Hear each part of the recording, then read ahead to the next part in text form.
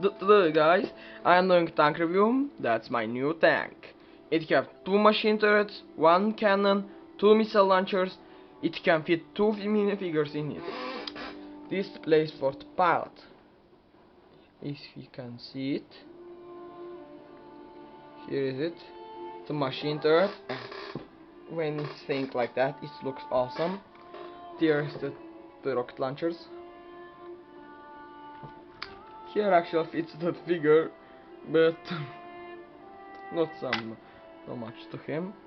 This thing actually can be fit off. It's awesome. Сега ще правим и няколко тестове.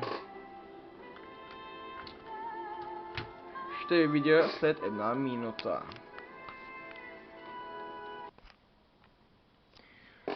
И се върнахме.